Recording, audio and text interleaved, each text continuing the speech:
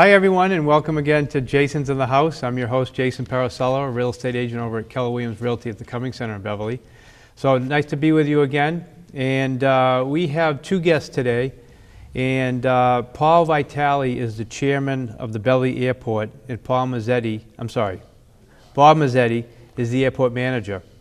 So today we're going to talk about the Beverly Airport. There's a lot to talk about, so we may get down one path and we may have to have him back for another show. But anyway, welcome to the show. It's a pleasure to have you here. Thank you. Appreciate Nice to be here. Great. All right, so why don't we just start out, tell us a little bit about your roles, and then we'll get a little bit about the history of the organization, or the kind of the structure of the organization. Okay. Paul, why don't we start with you with what your role is? All right, thanks, Jason. First, I want to thank BevCam and Jason for inviting us on the show. Really appreciate it. It gets a message out for Beverly Airport. Yep. Like Jason said, my name is Paul Vitale. I'm chairman of the Beverly Airport Commission. I've been chairman since 2005, 2006, I'm sorry. And my first stint as chairman was back in 2001. The role is the responsibility of the chairman is to set the agenda going forward, run the meetings. We have 11 commissioners, 9 from Beverly, 2 from Danvers, and the commissioners are appointed by the mayor, the 9 from Beverly, and approved by the city council. The 2 from Danvers are appointed by the town manager and approved by the board of selectmen, and then goes through the same process as we go through on the other side in Beverly, approved by the mayor and approved by the city council. They run for 3-year terms, staggered. We have many responsibilities as commissioners. We're managers. We operate the airport as if it's a corporation, similar to a corporation. We're like a board of directors. Bob is like an executive director. He also serves as our secretary for the meetings, and we have a treasurer. We work under an enterprise fund. Is it actually, but it's not a corporation? It's not a corporation, no. It's an enterprise fund. So the technical, the legal term of the organization is what? The Beverly Airport Commission. Beverly Airport Commission. Okay. That's the legal term, which is set up by And you have bylaws and... We have bylaws, Yeah. both local and state, that we have to abide by, also federal, FAA, and the Mass Department of Transportation laws, rules, and regulations we have to abide by. There's a number of agencies we have to follow. Right. That gives us a direction. And then we implement certain things, but we follow their direction in the laws and regulations. Okay. Bob, tell us a little bit about what you do and... Well, as Paul mentioned, the Beverly Airport Commission, they have the custody, care, and maintenance of the airport, and I'm the executive officer of the commission. So it's up to me to make sure that all the rule and regulation enforcement from both local ordinances, from the city to the state to the federal government are followed at the airport. Okay. And I also make sure that all of the lease terms from all the leases that are negotiated out at the airport are complied with, and make sure that all of the consumer price index changes are all met in a timely fashion and corrected for rent adjustments. And we also, for the maintenance of the airport, in charge of all the maintenance, including the snow removal and the mowing and the safety of the airport and the security of the airport as well. Okay, so that's a lot of responsibility. Yeah, it is. Yeah. So as far as the hierarchy, so the commission, what did you say, there was 12? 11. 11.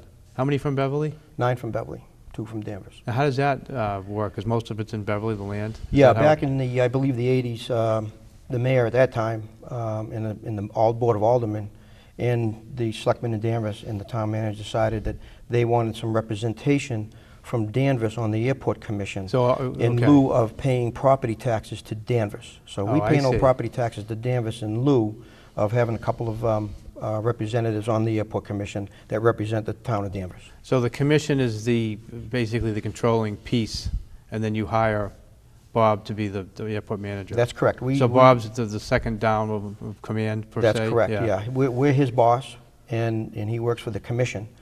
And then he has employees that he's the boss, that gives them responsibilities and so forth throughout the weeks and months of the year. Okay. Bob, how many people actually work under you at the airport? Well, right now, we did lose one, retired, and his position wasn't filled, and we Yeah. had to leave, because of the economy, we had to let a part-time go.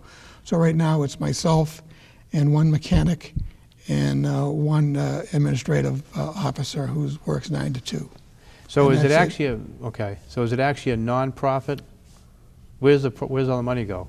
The money, what we receive monies from two areas. One is our operating income comes in by the operation at the airport, lease fees, landing fees, tie-down fees, fuel flow fees, any other type of things. When the bombers come in, the World War II bombers, Collings Foundation, air shows, that type of thing. Right. All goes into our operating budget, which is an enterprise fund, which is operated through the City of Beverly. Okay, it's through I the see. finance director, through the City of Beverly. That's operated through there, but that's all of our income, and we operate the airport with that income. So it's an income, it's a balance sheet, income expense, Yeah, and we're pretty much level funded I see. through that. Now, as far as any big maintenance projects, in which we have, almost every year we have some type of maintenance project, whether it could be a new redesigning, reconstructing a taxiway or a runway. The funding comes from FAA and the Massachusetts Department of Transportation Aviation Division and us. It's split 3 ways. Oh, I see. And it's grant money. And the FAA pays 90%, the 95%, I'm sorry. And the Mass State Department of Transportation pays 2.5%, and we pay 2.5% of the grant money. And that money is invested out on the field to redesign and reconstruct the airport, Right. The physical plant. Now, do you get involved with, recommending the maintenance pieces part of, the maintenance schedules or Yeah, things? it's a group effort. Yeah. Myself, users are at the airport, and the commission. Right. We're all involved in planning the maintenance project and the capital improvement projects out at the airport. Okay. And one of the other things I wanted to mention too was the monies that we do get from the state or the federal government. It's monies from user taxes. It's not from general taxes. So like, it's- so- like you so and it's- me. It's a return from people who use the system monies, Right. like the fees that they add on to tickets or fuel charges and tires, for that matter. So the airport is any residents of Beverly who pay taxes, none of those tax dollars go to the airport? That's correct. Correct. Yeah. Okay. We're completely self-sufficient, other than the So grant there's money no that burden we get. whatsoever on the, as far as, we have to maintain it or pay taxes, or No. you're asking for an increase in taxes because you need No. a project done or something It's like that? completely self-sufficient. And most general aviation airports around the country are operated that way. Not all, but most of them. Where's the closest one beside, next to? Lawrence, like the gen- Lawrence. Lawrence Oh, Municipal Lawrence, Airport, okay. and which is interestingly, it's in Andover. Most of the airport's in Andover, but it's in Lawrence also. But it's Okay. called Lawrence Municipal Airport. And the administration building and everything is in actually North Andover. Yeah. Now, when was the airport actually built? Back in 1928, the Beverly Aero Club and the Beverly Chamber of Commerce actually had the airport built. So it was city-owned land from the start? Or- Soon after the city Yeah. took it over. Okay, And then it remained until World War II, owned by the city. World War II, the Navy took it over. And it was a joint use field at the time, civilian and Navy. And the Navy used it for training purposes, and they also did some submarine patrolling as well over the Atlantic. so was it first used because of the war? No, it was first used in the peacetime years, Civil. around Okay. 1928 And then- for civil okay. aviation. Yeah, But for the war years, it was taken over by the Navy. And then it was returned back to the city in 1950. And then, but off the airport portion of the airport, they did have an Army Nike missile site too, that was in operation till about 1955, 56. okay, interesting. Mm-hmm. All right, so we've talked a little bit about who owns the airport. So it's an enterprise fund. The land is actually owned by, the city owns the land? The city of Beverly owns the land, the buildings, Right. all tangible properties. They don't own the leases. The tenants own the leases, obviously. Right. And we sign leases with the tenants, 20, 30, 40-year leases. Yeah, And they lease the property. they make improvements, they run their businesses, they operate it like it's their own building. They build buildings, they build hangars, but as soon as the property is, as soon as the lease is expired or sold, whatever, or if they walk away, all the improvements revert back to the city of Oh, Beverly. I see. Yeah, for instance, I'll give you, for instance, if I may, we just recently, we had a man build a gentleman from Florida build a hangar, new hangar, and he leased a 40 to 50-year lease, and he brought in 4 aircraft from Florida. He's got a couple extras in there now. He's got about $7 million worth of aircraft in the hangar, Wow. personal. This is all private, yeah. All personal. private. He built the hangar on his own dime, and we pick up the lease fee, and it goes into our general fund so we can operate the airport. And if he happened to leave in 10 years, walk away, that whole hangar belongs to us. Right. It reverts back to the city of Beverly. Wow. Yeah, so that's... That's how it works. Now, so these tenants are signing long-term leases. Now, so are they generally been there for a long time, or these businesses change hands, or what's kind of the history of the tenants and the people that have been there? Yeah, they've changed hands. Back in the 70s and 80s, that's a good question. Back in the 70s and 80s, we had 5 flight schools, and we had somewhere around 220, 230, 240 operations a year. One operation is a takeoff, and the landing is another operation. Yeah. And we had somewhere around 240 aircraft based at the airport, called it their home. And in '09, we had 57,800 operations, and Wow. we've got 115 planes, and we have 1 flight school. So you can see the demographics, how things change. Yeah. So people move, tenants come and go. We have 1 tenant that's the only fixed-based operator there, and a fixed-based operator, short as an FBO, it's like your local mechanic or your local Nissan dealer or something like that. And they service the aircraft, supply fuel, all that. And we have It's 1. like the airport gas station type thing. Like the airport gas station, He exactly. fuels the planes, fixes the planes. Yep, everything. Yeah, okay. If there's any emergencies, whatever, they're there to move planes around. If there's accidents, they're there to help out. Yeah. And we have 1. We used to have 3, 4, 5 of those in the airport. Wow. So things have changed, the demographics. And if I may, I can get right into the corporate side of this. Right. And years ago, these small airports, the GA, most of it was general aviation, small single engine, twin engine, Pipers and Cessnas and that type of thing. A lot of people used the aircraft for personal use, some business. That's changing, and that's decreasing. And what's increasing is the corporate light yeah. and heavy duty corporate. Like your Walmarts and your GEs, they all fly into Beverly Airport. So is that That's because increasing. the industry's increased and there's more of these businesses around and there's more need for that, or is it? There's a number of things. I think probably the top reason is that a lot of these companies have the wherewithal to buy these corporate planes, and they don't want their executives and so forth flying on commercial. They rather fly them out corporate because it's quicker, easier to get around, and so that's what they're finding. And a lot of the corporates now are timeshares. This is something new in the past probably 10 years. Timeshares where, for instance, Warren Buffett, Berkshire Hathaway owns a timeshare corporate jet company called NetJets. They fly in out of Beverly all the time. And a company that doesn't have the financial wherewithal to buy a corporate plane can buy seats on the plane, buy a timeshare for $100,000, $200,000, $300,000, and they buy time on the plane. I see. So the plane's constantly working. So to they're work just on. basically using it, they don't have to worry about the maintenance part of it, or they're That's just paying correct. a fee and they use the plane? Correct. That's Now, right. any of these planes, do they fly into Logan? They do. So Logan, Sure. okay. Yeah, they do. But our advantage is what. I mean, it must be less expensive, I would imagine, Oh, than huge. flying to Beverly, or is Oh, it? yeah. Huge, yeah. And A landing fee at Logan is like $1,000, and it's Really? and for a corporate, it's about $25 for us here. actually, we increased it. It's probably 50 now, but it's a little Yeah. more than that So, now. so for a plane to land, it's what, would you say $50? Yeah, for a landing fee. And at Logan, it's When $1,000. they take off, so it's $1,000 at Logan, $50 at Beverly. Well, how about Right. when they take off? Is there another fee? No.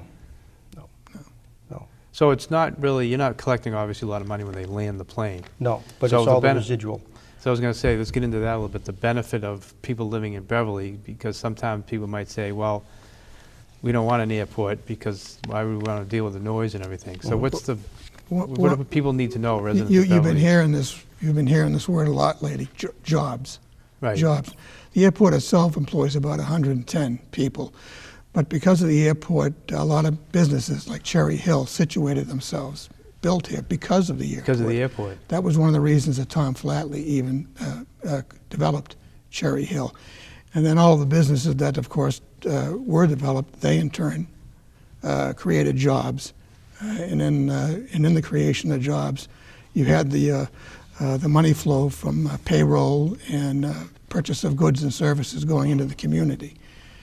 And so that's been one of the biggest things for the airport that's been a benefit to the community is the creation of jobs. Yeah, the jobs, and then when they're spending their money. Right. Of course. It's the rollover effect. The mechanic goes out and he buys flowers from his wife. The Right. florist buys a pizza. Right. You know, the pizza guy buys a six-pack of beer. The Right. rollover effect. So what do you think, And what's the revenue that's generated? Well, the last... That brings right into Beverly, in to benefit 2000 Beverly. Yeah, either 1999 and 2000, with the State Aviation Division, which used to be called Mass Aeronautics Commission, now it's called the Aviation Division. They did a impact study of all, at the time was 43 or 44 airports. They did them all, including Beverly. And the survey showed that Beverly generates about $14 million a year in activity for the whole North Shore, not Yeah. just Beverly. And they also factored in, Jason, that some of the companies that fly into Beverly Airport, like Kmart, Lowe's, Family Dollar, NASCAR, Philip Morris, all of them, when they come, they may be that plane may be parked on a ramp for a couple of days while they do their business. And then when they do their business, they're staying at our local hotels. Right. They're eating at our local restaurants. They're renting cars and limos from us, from the airport. Yeah. They're buying fuel, which we get a fuel flow charge, plus the fuel is delivered to the airport. It keeps all that residual labor and marketing and everything else going with it. Yeah. So that's that part of that $14 million. And they're actually working on a new study right now. Interesting.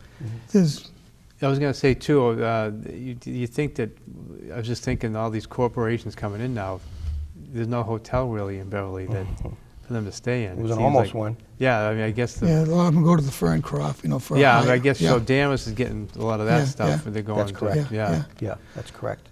Yeah. But- Do you have something? I was going to say there's at General Aviation Airport, which of course Beverly is. It's a general aviation reliever type airport, and we've got like 5 different classes of aviation there. We just talked about one, which is the corporate. Then we have the business. These are the people that own their own planes out there that they use with their business.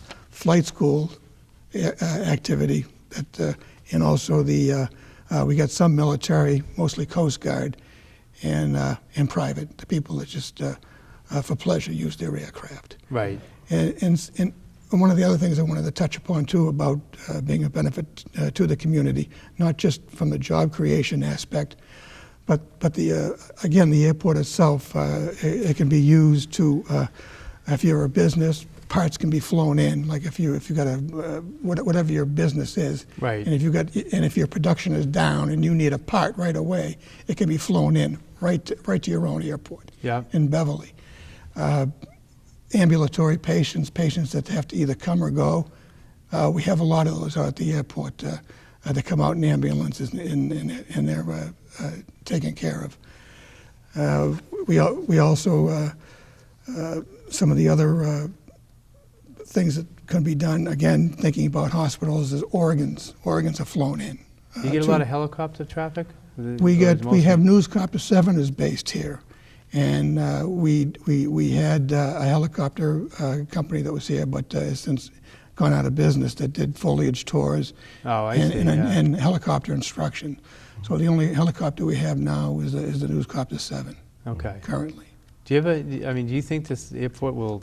You ever see maybe one day it will go away, or is it you think it's going to become more and more important? Probably not in our lifetime, I don't think. I think getting back to what I explained before with the corporates, it's becoming more of a business setup, and touch on a little bit what Bob said, the close proximity to Boston and So the they're South saving, Shore. yeah, they're and saving the a lot of money. North Shore, Yeah. yeah, and even Cape Ann. We get a lot of flights and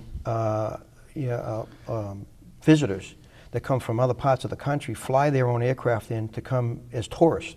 And they'll stay out in Cape Ann or down the South Shore or go up to New Hampshire and Maine, and they'll park the plane for 2, 3, 4 days while they do their thing, rent a car, or a family might pick them up. So you get some people there's some pretty wealthy people that would imagine come in. There's some wealthy people who do come in, yeah. I mean, some of the planes, we have inventory, like I said, we have about 114, 115 planes that call Beverly home. But out of the 115 planes, the dollar value is $20 to $30 million. Wow. So some of these planes, we could have a plane out there worth $35,000, and parked on the other side could be a plane worth $30 million. Right. You know, a Gulfstream or something of that nature. So, and that, like you say, the demographics changing so that the value at any one day is increasing. Right. On the field. And we're always getting inquiries about new aircraft coming in from other airports. They hear what we're doing. You know, we've taken, Bob and I in the commission. I'm very proud to be the chairman on the commission. I'm honored to be there because we got a wonderful group, and we're taking an old, at one time, not a dilapidated airport, but an old airport Right. that's seen better times, and we're rebuilding it, and we're remodeling it, Yeah. and bringing it into the 21st century. And the aircraft industry and the pilot industry know that, and that's what they're looking for. They want to come to an airport that has services, Right. whether it's a restaurant, whether it's fuel, mechanical services, new asphalt, new runways, safety, Right. security, that type of thing, and that's what we're building on. Yeah. Excellent. So it sounds like it's in a really, it's continuing to improve. Yeah, Yeah. it is. But one out of 7 towns in Massachusetts has an airport. Oh, okay. Yeah. Yeah. At one time, even I think it was back in the 30s, we have a newspaper clipping that at one time Beverly had the longest runway Oh, in wow. the state. Yeah. Some of it actually is in Danvers too, right? Some of the airport. Another good question. Yeah, the airport is situated in 3 towns. Beverly is a little more than 50% is in Beverly, a little less than 50% is in Danvers, and there's a little share that's in Wenham. Oh, there is. Okay. There's a About 30 acres. little spot in Wenham. It seems like I don't know if the Beverly side which side is more active? Like where? That's hard to say. I would say It's- the Beverly and Danvers side are probably 50-50. Yeah. There's a lot going on both sides. Most of the corporate activity is on the west side. Okay. Most of the small GA activities on the Beverly side. I see. So it's probably a good 50-50. Yeah. And we have 4 runways, Okay. and all 4 runways are used probably about 25% of the time. Okay. Now, have you added any runways recently? No, we or actually eliminated one. You eliminated one. By 4 runway, we were talking about ends of we have got 2 runways, but they've got 2 different 4 approaches. designations. Oh, 4 approaches. I see. 4 approaches. We had 3 runways, 6 approaches at one time. Yeah. Yeah. By the way, the air traffic controller is there. I can't even remember. There's the tower. That's right. There's a tower. There's an Yeah. after-air traffic control tower. So what is there? One person in the tower? It depends on the traffic. And how do you? All of a sudden, you want to, land your plane at Beverly Airport? Who do you call? The air traffic control tower. You call the tower and say, I'm coming in a Yeah, half an so hour. Can you bring me in? Or- And again, another good question too. The air traffic controllers actually. And how do you prevent it from getting? Is there certain regulations where you can't have like planes all day long coming in because of No. the noise? Because that's the one thing I want to touch on. Yeah, briefly, you cannot restrict activity at any airport. So if If the airport takes grant money and funded by the FAA or state, you can't. It's part of the national transportation system.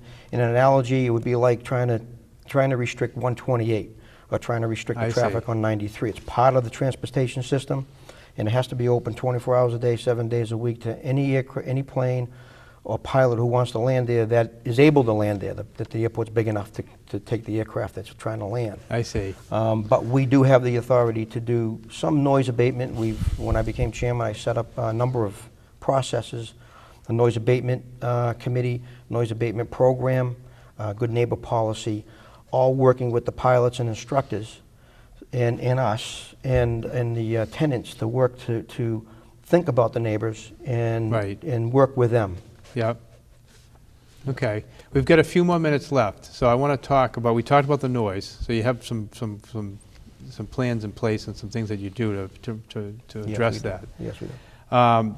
And before I get into the benefits too, how many, on average, how many planes land In '09, it was 58,800, something of that nature. of, what do you call them, Operations? operations? Touch Is that and what it is? goes. 58,000? Yes. Wow. Yes. But back in the '70s and '80s, it was up over 200. Yeah. And all the airports are seeing It's that. just okay. Yeah.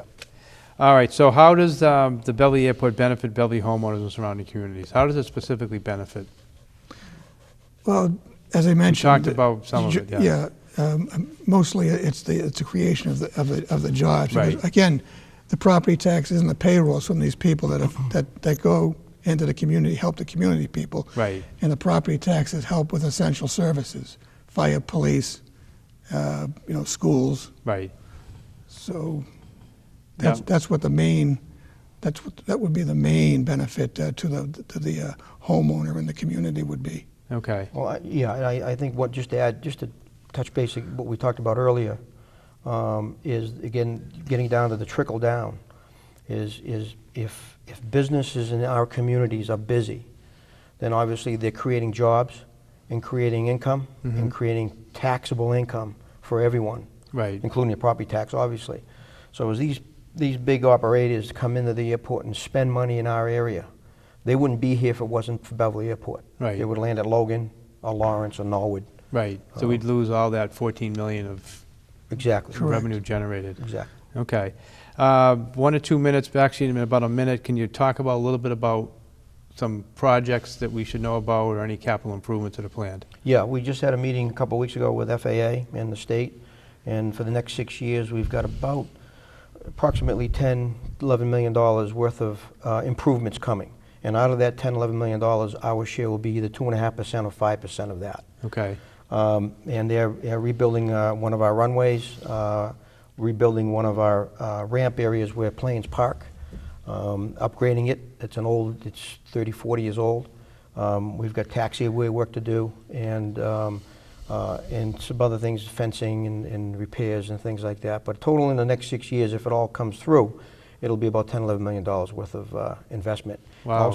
Also, we have some of our tenants constantly increasing and improving their facilities on their own dime. Right. Now, in the past 4 or 5 years, 6 years, they've spent, our tenants, in a total figure, probably spent close to $1 million, maybe $1.5 million. On their own improvements. On their own money, Yeah. on their own investments.